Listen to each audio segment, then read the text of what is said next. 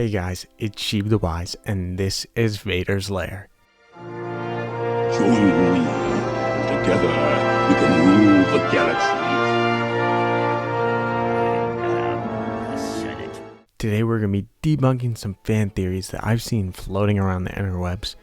And man, let me just tell you guys, some of these theories are a little bit outlandish to me. So lately I've been hearing a lot of potential theories on Omega being force sensitive. And to be honest, I don't agree at all. Now I've heard theories that she could be a clone of Palpatine, even a clone of Obi-Wan, and then I heard that she could maybe even be Rey's mother.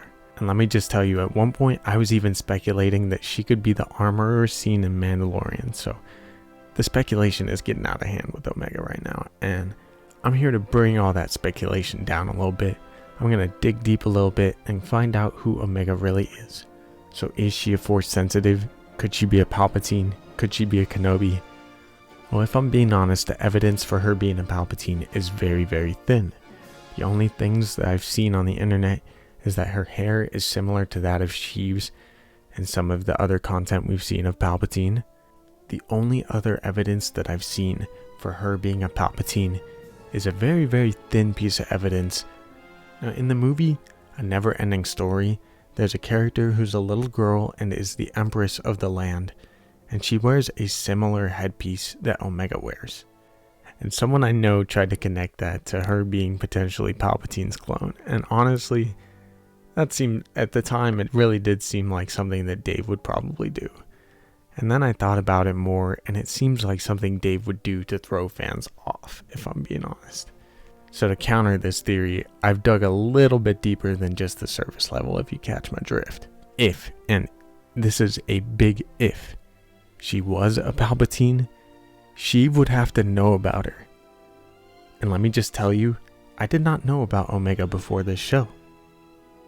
Alright, no, but seriously, Palpatine was never really directly involved with the clones to our knowledge. From what I tried to find, the closest that he got to the clones was that big speech that he had back in episode 2, in which he was given emergency powers by Jar Jar, and then he created the Grand Army of the Republic with those emergency powers. And that was the closest we see Palpatine get to the creation of the clone army on screen, and in most stories too, I believe. He never even revealed that the Grand Army of the Republic was made up of clones. Now in Legends, from what we can piece together, Darth Plagueis is the one that really orchestrated the clone army. In the Plagueis novel, the Sith Lord tricks Jedi Master Sifo Dyas into creating the clone army with funds that he gave him. In the canon novel Dooku Jedi Lost, Sifo Dyas has visions of an impending conflict in which the Republic will need an army. However, when he tries to bring this up to the Jedi Council, they actually kind of think he's a little bit crazy. And then I'm pretty sure they demoted him from being a council member after that. All of this led to Sifo Dyas going back to Plagueis, who funded the project. Now the Kaminoans love a big payday, so you know that Sifo Dyas had to be involved with this. Following Sifo Dyas setting up this program, his best friend from childhood in the Jedi Temple, Dooku, arranged for him to be assassinated. And then Plagueis himself was taken out by his apprentice, Sheev Palpatine. And then Palpatine, of course, put Dooku in charge of this program, in which Dooku then picked Jango Fett to be the template of the clones. So as you can see, Palpatine was never really directly involved with the creation of the clone army. In fact, we know that Palpatine wasn't a very big fan of aliens or the clones, as he replaced him once his empire was in place. So to think that Palpatine would want to work with the Kaminoans is kind of out of the picture. Although he does have a high interest in cloning, I don't think he would want to work with the Kaminoans, regardless of their vast knowledge on the topic. We also know that Omega can't really be a Kenobi, because regardless of her if she has accelerated aging or not, Kenobi only met the Kaminoans 3 years prior to the Bad Batch. That would put Omega at 3 years old if she's an unaltered clone, and if she does have accelerated aging, she would only be 6 years old. And to be honest, in my opinion, Omega looks a bit older than 6. So bouncing off of my first video, and with all the knowledge I've gained since, I think I have a really good idea of what Omega's powers could be and who Omega really is. First things first, we know that clones age at double the rate of that of normal humans. So if we want to determine how old she is, we're going to have to guess based on if she's an altered clone or an unaltered clone. Now back in episode 1, Omega knows of the Bad Batch even though they don't know of her. This indicates to me that she potentially does have accelerated aging. If she doesn't have accelerated aging, that means she's been alive for roughly 13 to 15 years, as she looks about that age to me. If she's 13 to 15 years old and the rest of the Bad Batch looks about 30, that means they would probably be around the same age as her really if she's not altered. Not to mention, if she did not have accelerated aging, it's likely that the Bad Batch would have met her on Kamino already. And we don't know exactly how long the Bad Batch has been away from Kamino, but it is indicated that it has been quite some time. When they get back to their barracks in episode 1, Wrecker does a few check marks indicating that they've done a few missions since then, in my opinion. And I think this is the first time that they've been back to Kamino with Echo since he joined the team. Another thing we're told back in episode 1 is from Nala Se saying that Omega has a curious mind and it causes her to wander around. Later on in the episode, when Tech reveals to the team that she's the 5th enhanced clone that Nala Se was talking about, he says that it's not unusual for an enhanced clone such as her to have heightened awareness. I really want to focus in on that because honestly, I think that might be Omega's power. Now, Tech never exactly says that she's a Jango clone, but he does say that she's just like them, and from back in my first video, we know that she sounds and looks similar to that of the Jango clones. Now, I personally believe that her ability is perception and not force sensitivity. Star Wars Santa actually pointed her ability of perception out in one of his live streams, so shout out to you, Santa. You led me down this rabbit hole, and this video is somewhat of a shout out to you. In each episode, it seems more and more likely that her power is perception. Back in episode 1, she knows of the Bad Batch when they don't even know of her. When I think that she might not have even have known that Echo was part of the team until she saw him with them.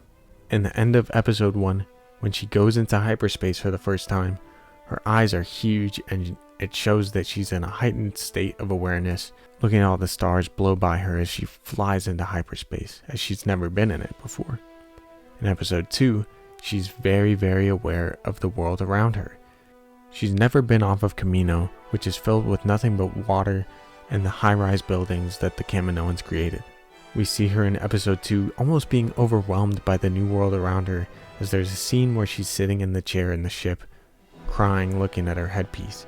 I think maybe her perception was so strong and that all this new experience to the world overwhelmed her in that moment, and that's why she was having somewhat of a meltdown, I guess you could say.